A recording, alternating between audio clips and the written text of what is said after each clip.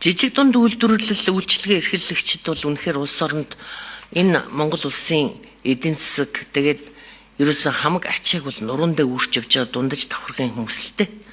Тэгэхээр бид тэр яриад байгаа одоо энэ яг энэ зээл авч байгаа энэ 100 тэрбумын одоо санхүүжилт авж байгаа энэ бизнес эрхлэгчид ч одоо энэ хөнгөлтэй зээлээ яг хугацаанд нь авч чадах юм уу? Ямар шалгуураар тэр олон мянган цаас бэлтгэж одоо хүлээх хугацаа энэ юмнууд зээлийн одоо тэр хүү хэр уян хатан байх юм тэр гээд энэ дээр бүр нэгдсэн ийм бүр шатлалтай юунуудыг асуугаад байгаа юм. Тэгээд тэрэн дээр би нэлээд юу авч чадсангүй. Тодорхой хариулт авч чадсангүй танаас. Ер нь одоо өнгөрсөн оны юун дээр бас нэг тэр малын юу бэлчээрийн усан хангамж гэж яриад нэг 100 худаг гэж тавиулсан санагдаад тах юм өнгөрсөн жил. Тэгвэл одоо дахиад бас энэ худаг орж ирж штэ. Тэгээ яг түрүүчийн одоо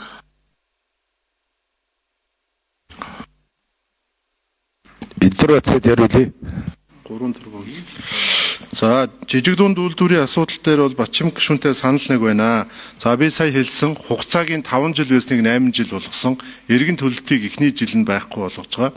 Нөгөө талдаа зээл олгох процессыг маш шуурхай болгож байгаа. 3-4 сар дамждаг, 4-5 шат дамждаг байсан зүйлийг 20 хоногийн дотор шийддэг болж байгаа.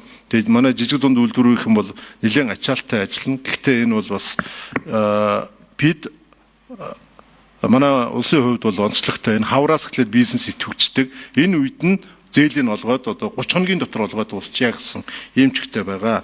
За бэлчээрийн усан хангамжийн асуудал бол яг хуу жилийн жилдлийн яамны төсөвдөр тавигдаа явдаг. 2026 онд нэг 3.3 тэрбум төгрөгөөр 108 худаг одоо гаргах ажил сонгон шалгаруулалтанд зарлагдаа явж байгаа. Тэгээд цаашдаа жил болгон ингээд нэг баг багаар нэмэгдүүлээл ингээл явдаг тэр төсвөл тавигдчихад явж байгаа гэж ойлгож байна.